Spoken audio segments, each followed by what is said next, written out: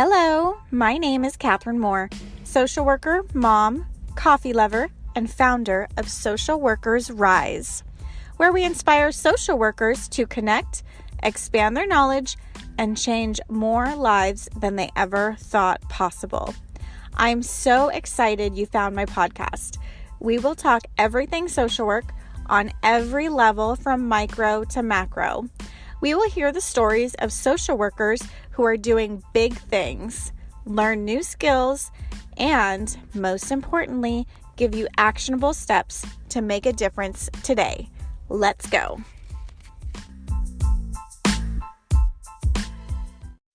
Hello, welcome to another episode of Social Workers Rise. It is your host, Catherine here. We're going to be talking this week with Jessica Eisman of Ajana Therapy. She got her BS in psychology from the University of Houston and then completed more professional education at the University of Houston, Clear Lake, and got her master's degree in counseling. She has 10 plus years of working in mental health services, including individuals, couples, group counseling, crisis intervention, and psychological assessments. As the state of mental health in America continues to really struggle, we're in a crisis, and we have been for a long time, but it's really been amplified after COVID. I wanted to give you some background statistics on the state of mental health in America based off of the study from Mental Health America. And as you can imagine, the mental health need is increasing, especially among youth. So youth mental health is actually worsening. So 9.7% of youth in the United States have severe major depression. And that's compared to 9.2 in the last year's data set. And the highest among the youth who identify as more than one race was at 12.4%. So if you identify as more than one race, you are more likely to have severe major depression as a youth in America. Very heartbreaking. And to go on, more people, so people in general, not just the youth, but more people are reporting frequent thoughts of suicide and self-harm than have ever been recorded in the Mental Health America screening program since its start in 2014. So since COVID-19 pandemic began to spread rapidly in March of 2020, over 178,000 people have reported frequent suicide ideation. And additionally, 37% of people reported having thoughts of suicide more than half or nearly every day in September of 2020. That's a lot of people. Young people continue to be the ones to struggle most with their mental health, but they're actually the ones who have increased their search of mental health support services. So youth ages 11 to 17 have been more likely than any other group to score for moderate to severe symptoms of anxiety and depression. And furthermore, rates of suicidal ideation are actually highest among youth, especially LGBTQ youth. In September of 2020, over half of the 11 to 17-year-olds reported having thoughts of suicide or self-harm more than half or nearly every day out of the previous 2 weeks. People screening at risk for mental health conditions are struggling the most with loneliness or isolation. And additionally, people who identify as Asian or Pacific Islander are searching for mental health resources more than they had in the past. So their numbers increased from being 7% to about 9% of the people who took the screen in 2020. And while rates of anxiety, depression, and suicidal ideation are increasing for all races and ethnicities, there are notable differences in those changes over time. Black or African American screeners have had the highest average percent change over time for anxiety and depression, meaning the Black and African communities have seen an increase in the reports of anxiety and depression, while Native American or American Indian screeners have had the highest average percent of change over time for suicidal ideation. So these statistics are pretty staggering, and it just speaks to the need of our society in America and the need for your services if you are a mental health provider. We need people who are really great at what they do, who are able to relate to people on different levels with different cultures, different languages, different specialties, especially depression and anxiety, a focus on youth mental health, and also to a representation of various cultures so that people seeking out services can just feel more supported and can feel like they relate to someone who just gets them, and that they can be open and honest and really express how they're able to feel. More so, this also speaks to the need for our mental health professionals to be well trained, to have a diverse group of clinical supervisors to really nurture and help the future generation of mental health professionals to grow. Because we were already in a shortage before COVID, and now that there is an increase of demand for mental health services, it's really, really important that we keep the mental health providers that we have and we don't burn them out. Please don't burn out before you get licensed and before you can become a therapist if that is your goal. So that is ultimately, one of the big reasons why we started the RISE directory, is so that there is a place for diverse clinical supervisors to go let people know that their supervision services are available, and for the new generation of clinical social workers to be able to find them, to be able to find you if that is a service you offered. If you have not considered providing clinical supervision, definitely look at your state website at the people who manage, it's called different things all over the country, but the people who manage your licensing, and see if you're able to provide clinical supervision services, because there is a shortage of supervisors and we need you. We need your leadership. We need you to help the next generation of clinical social workers grow. So with that, I'm going to stop ranting, but we're going to hop into this episode with Jessica. And if you love it, definitely leave me 5 stars and write a little review about why you love listening to the podcast. I really, really appreciate you. Let's hop into this episode.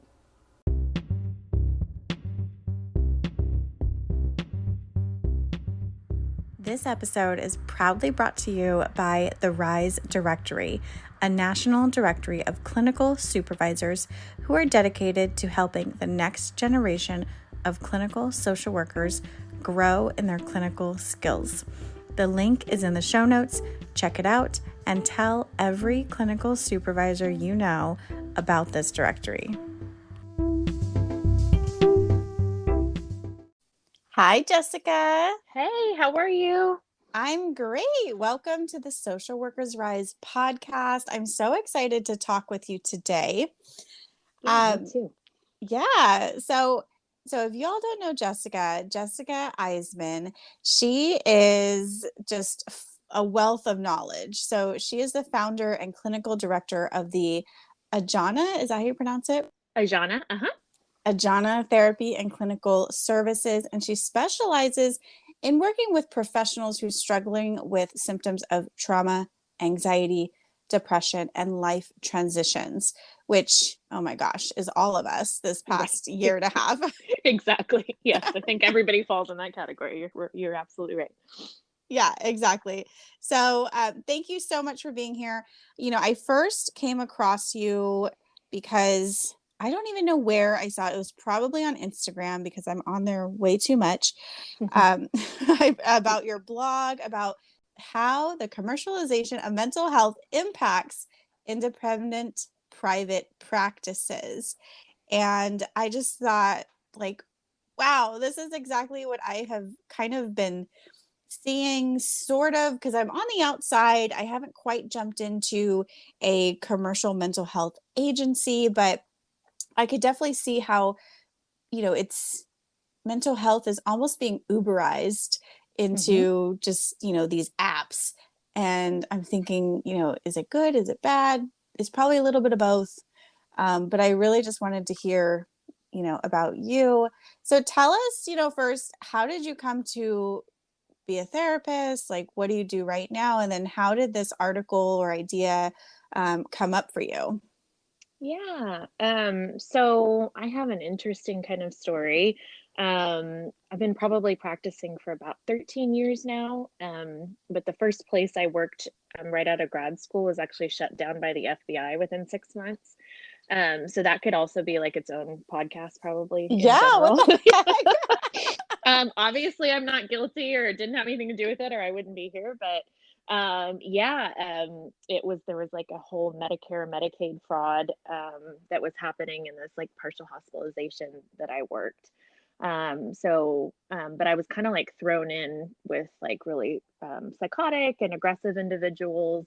Um, I worked there for about 6 months, and then I started working with adolescents and their families.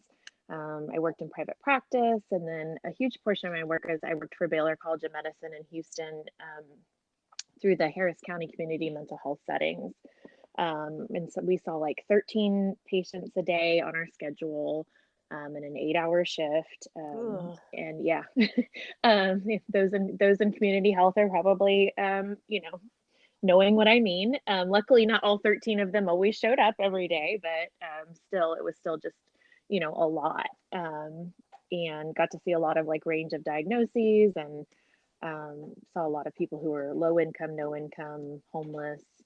Um, and then at some point, I got pregnant and had my daughter, who's now 4. And I felt like I couldn't do it as much anymore. And so I started looking into things that I could do from home. And I actually started working for a healthcare company. And I knew I was either going to love it or hate it. And I totally hated it. It was a horrible experience. And that kind of pushed me to be so uncomfortable to kind of move into private practice. And actually, during that time, I mean, that's a lot of like kind of what formed some of my opinions that I have. I did sign up at some point for Talkspace because I was a little nervous that I wasn't going to be able to have enough people. And I actually failed Talkspace Academy or whatever it is that they had, and I'm a proud dropout. And so I um, I didn't write what they wanted me to write. Um, Ah, and when I got the feedback in that way, it really bothered me. And I was like, I'm not even going to try to do this. I'm not going to go forward with this. So that was kind of my first, experience. And then, and um, what year was that in? oh my goodness, that was 2018 or 19. Okay, so fairly recently. Yeah. Recently Hmm. enough. Yeah, Yeah. exactly. And so, um, our, doing that, like I said, kind of impacted, my, how I feel about certain things. And also just seeing some of my other colleagues, going through this. And then when I started seeing some of these other like major companies, especially as the pandemic, started to, get worse, and mental health is like this whole other pandemic in of itself, right? Um, I started to kind of really like research a little bit more into some of these like different companies that were coming up. And um, I actually work a lot with the founder of Mental Health Match, Ryan. And I started writing my blog. I did that blog, and then he and I and a few other people, Nicole Leola, and Michael Fulweiler wrote another blog, or another kind of blog on, I can't remember the name of it right now. Is this the end of private practice therapist? Is this the end of the private practice therapist? Mm-hmm. And that got, I mean, because they have a lot more followers than my little private practice does. So, the last I knew, that was hitting like close to 50,000 viewers. And Yeah, I think I remember seeing that you title you floating probably around. did, Yeah. yeah. And so yeah, I think I thought it was really cool that you actually found my blog instead of that one, and that was what you reached out about. But from my research, and then also like doing the research to write that blog with them, I just found a lot of stuff that I thought was really difficult, and not so fun. And I'm definitely somebody who believes in an abundance mentality. So I know sometimes, like, some people might think that this comes from like a scarcity, and being worried or fearful. But it comes more so from like this really fearing like what's going to happen, how this is really going to impact us, Mm-hmm. in the field. Like, what does this do to the profession as a whole? How, So yeah, I'm kind of wondering, okay, because the commercialization of mental health, some people might really not know what that yeah, means. Like, can you kind of break that down? Like, what is it exactly that we're yeah. talking about? Well, this is how I phrase it. Because there's been this like bigger need, these bigger companies are forming and kind of seeing another avenue of profit. So, the gig economy, quote unquote, was something that, started to get really big, especially with the pandemic. And these companies are kind of creating a gig economy within the mental health field. So, it's providing, um, you know, therapeutic care, kind of like Uber disrupted the private taxi industry, if you think about it like that. And so there's these major companies that started to come out many years ago, like Talkspace, BetterHelp, Able to, Ginger. These companies started to go out, and then we have some other companies that have started to come in.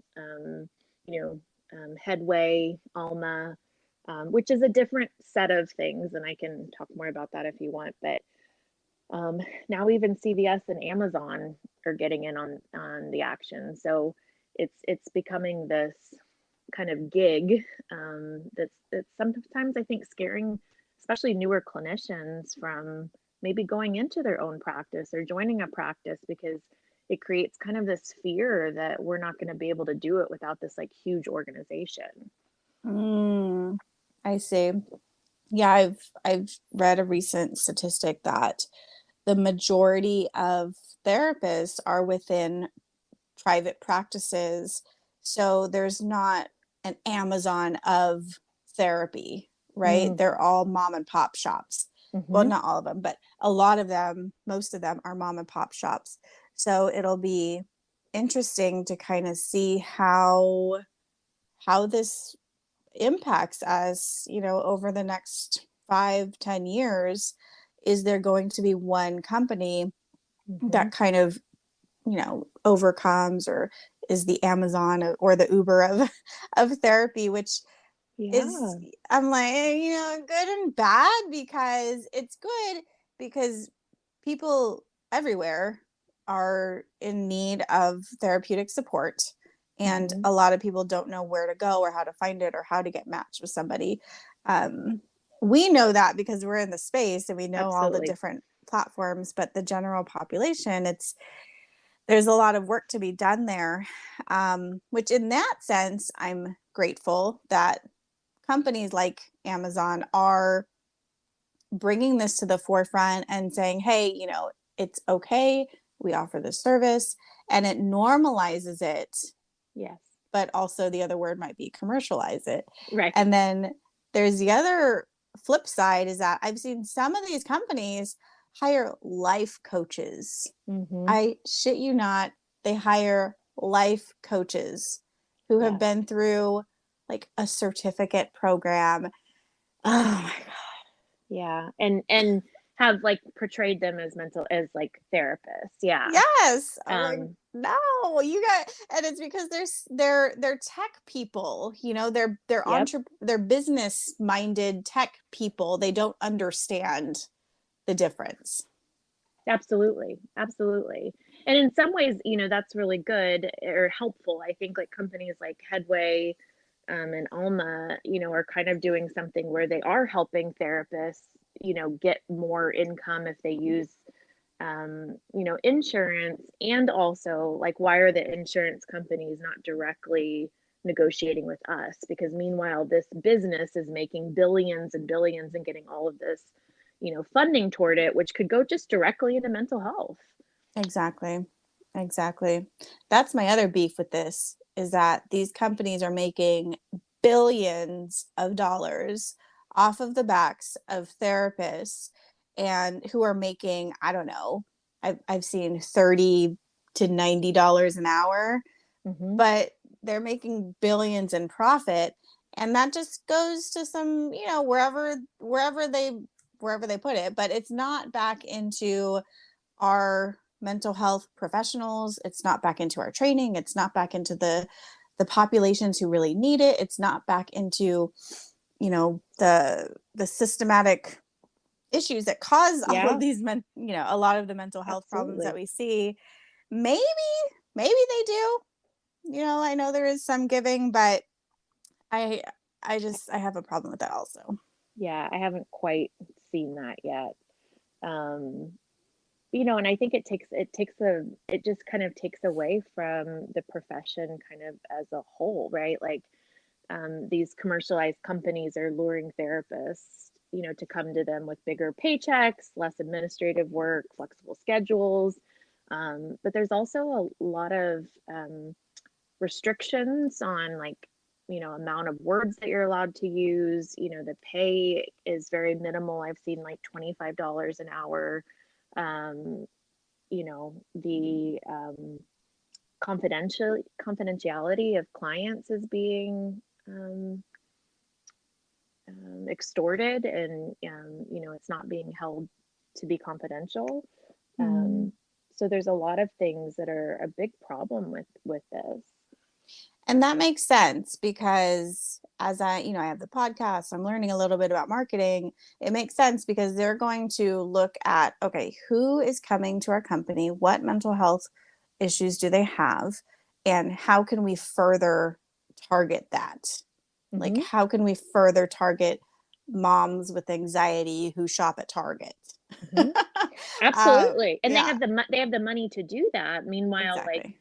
smaller practices, right? Independent practice owners, I've had to increase my marketing budget for SEO because if you look up any sort of mental health, like, it pushes all of us down significantly because they're driving up these keywords for us, making it, Mm, less affordable. And so, somebody might want to come and see, one of us, and then they get on the internet and they look and they see all these advertisements for these bigger companies, and they might be like, well, let me try this and see how it works. And oftentimes they're not even that much cheaper, than either using your insurance or even paying, private practice out of pocket costs, when you kind of break down some of their fee structures. interesting. Interesting. Yeah, and I wonder what the effectiveness is. Like, I don't know if there's been any kind of study, it'd have to be a pretty large scale study, but is there different effectiveness between the large companies and or using like text-based therapy, like all these different avenues, which one is proven most effective for who? I would be interested to see, that kind of research. Yeah, one of the, and I can't remember, I mean, it was from Talkspace's own kind of evaluations, but they found that 44% of clients didn't complete a full 12-week course of treatment, which is kind of the minimum that research kind of suggests, right? Shows some like real lasting improvements on anxiety, mood disorders, depression. So, people aren't even getting, you know, that from some of the services that they're receiving.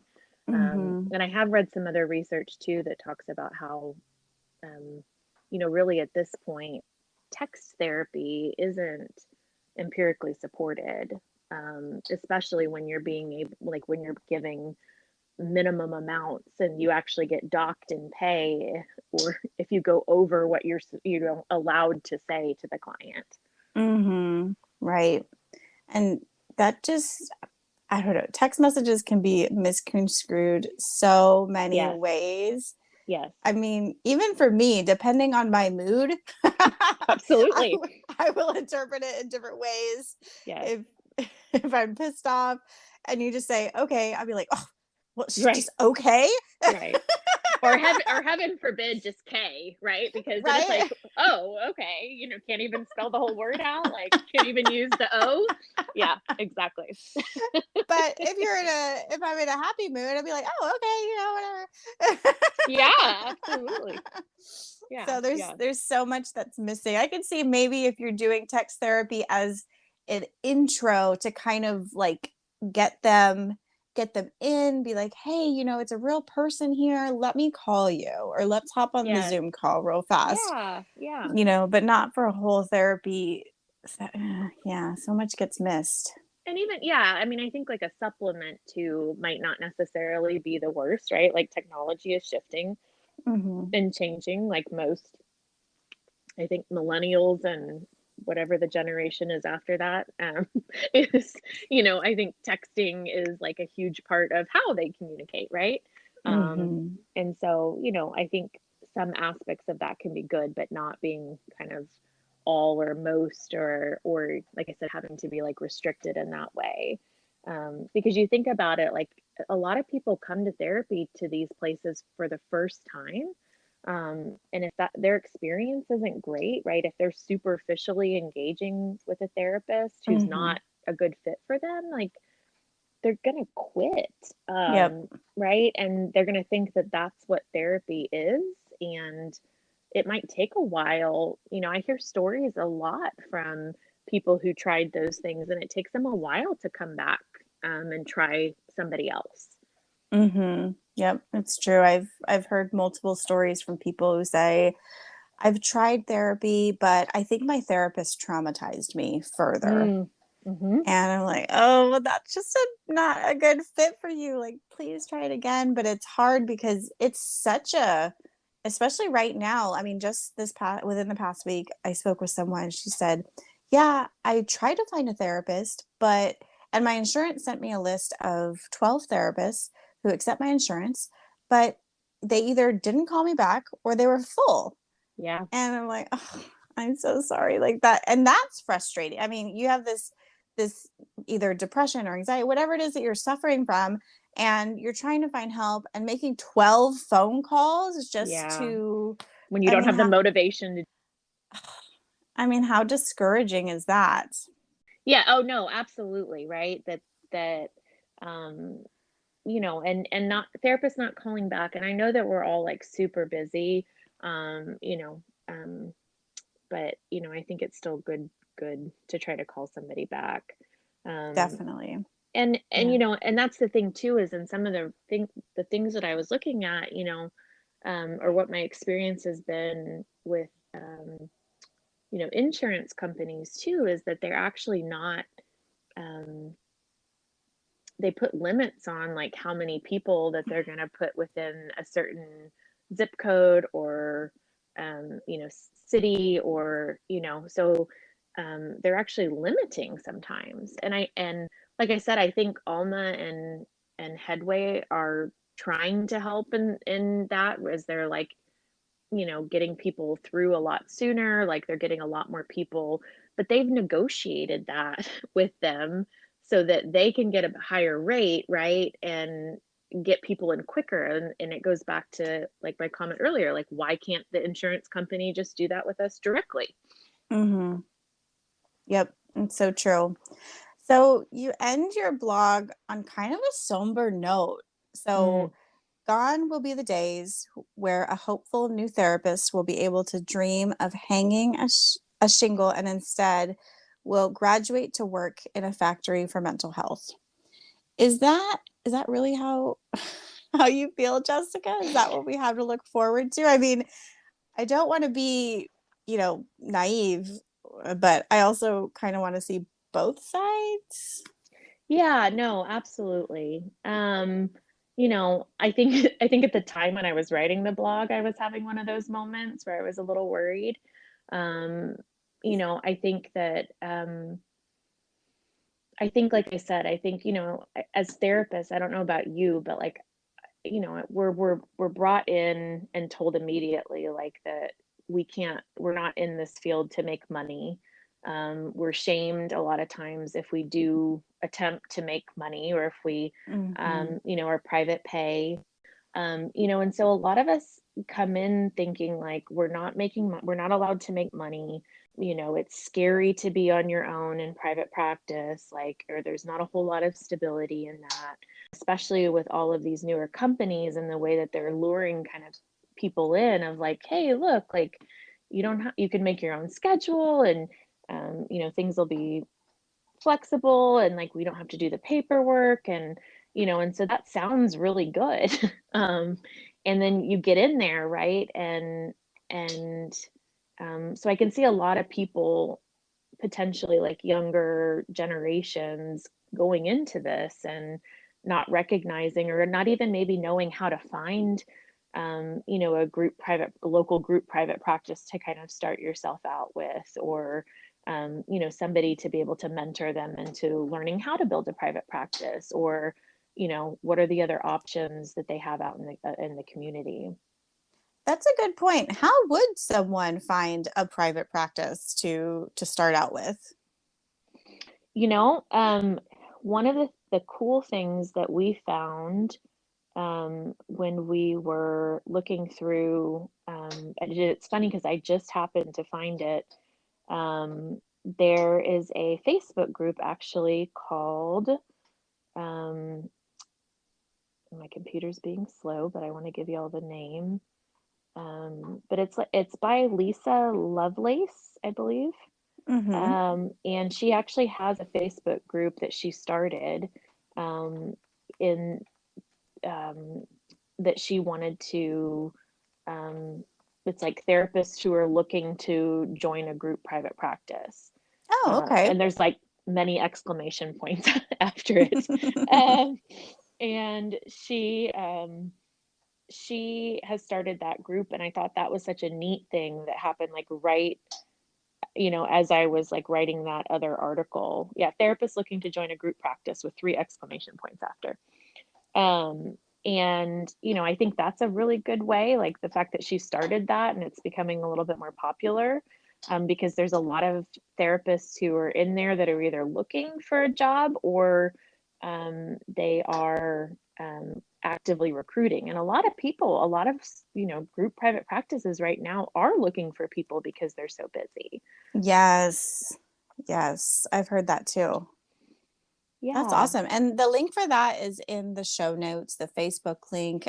Also, the link to the blog that we've been talking about and how to get in contact with Jessica. So, Jessica, I just want to thank you so much. Was there anything else that you feel is important that we should definitely mention today? Yeah, I mean, I think, one is, I mean, this doesn't have to be this way, right? I think that, there's a possibility for all of us to kind of live in this middle ground.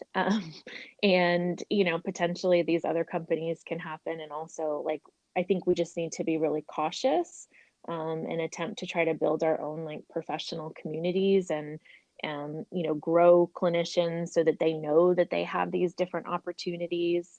Um, you know, and then try to, um, hopefully some of those things will impact the greater whole, and private practices will still be okay. We'll be able to live Yeah, in harmony. definitely. The mom and pop shops are making a comeback in the That's food right. industry. I'm confident that the private practices will continue to stay. Thank you so much, Jessica. I did want to ask, you mentioned helping the new generation grow. Are you offering clinical supervision services? I do, yeah. I'm a supervisor in Texas, so I do offer that. And also our practice does hire graduate students. And as they're working on their master's degree, and then also then a lot of my grad students kind of go into the LPC associate role. And so, I think that's a really good way too. And that allows us to also like give back to the community because we're able to do like an economic equity based scale, like sliding scale for individuals. I also encourage people to think about kind of looking outside of the box for that. Like, we can still make, healthcare affordable and or mental health care affordable and also, accessible within our own practices. Definitely. Well, we're going to have to get you into the RISE directory, which is our brand new national directory of clinical supervisors. We would be Cool. honored to have you. Yeah, that's awesome. Congratulations. What a cool Thank offering. you. Yeah. So thank you so much, Jessica. With that, definitely reach out to her, follow her on her social media, and read that blog. It's really, really interesting. So we'll see you next week. Take care. Thank you. Bye. Bye. Do you want to make your own podcast? Spotify has a platform that lets you make one super easily, then distribute it everywhere and even earn money all in one place for free. It's called Spotify for Podcasters. And this is the platform that I use because it makes it so simple to record and distribute your podcast all in one place using your cell phone. What you need to do is download the Spotify for Podcasters app or go to www.spotify.com/podcasters to get started.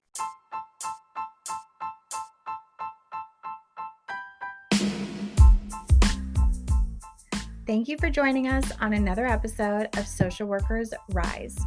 If you loved it, please open up your iTunes, tap the 5 stars, and leave a short note on why you love listening to the Social Workers Rise podcast. Also, if you want to share it on social media, I absolutely love it. You'll have me fangirling all over you. Take a screenshot and share it and tag me at Social Workers Rise on Instagram and Facebook.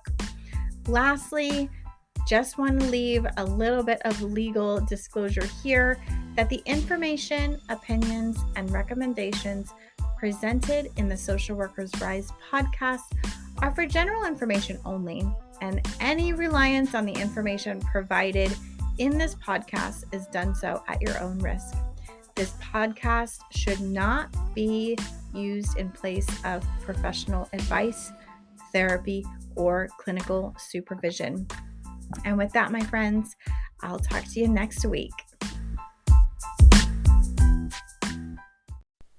Welcome to another episode of Social Workers Rise. It is your host, Catherine Moore here. This week, we're talking with Daishika Bibbs, who is a LCSW and also a National Trauma Focus Cognitive Behavioral Therapist. She has over 11 and a half years of experience working with children, teens, adults, couples, and military families. And this week, we're really focusing the conversation on working with trauma in children.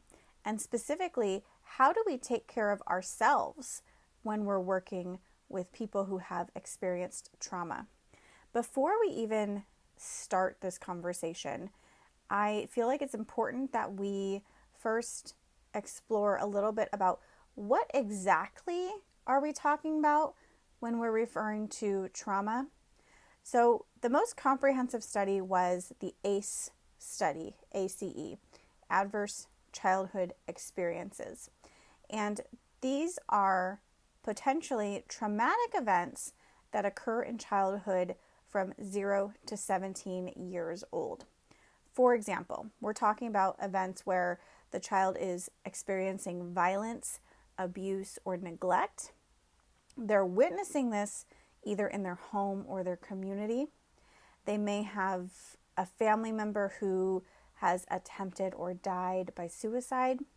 This also includes parts of the child's environment that can make them feel unsafe or really affect their stability or bonding with the parent, such as substance abuse problems, mental health problems, or instability due to parental separation of like a divorce or household members being in jail or prison.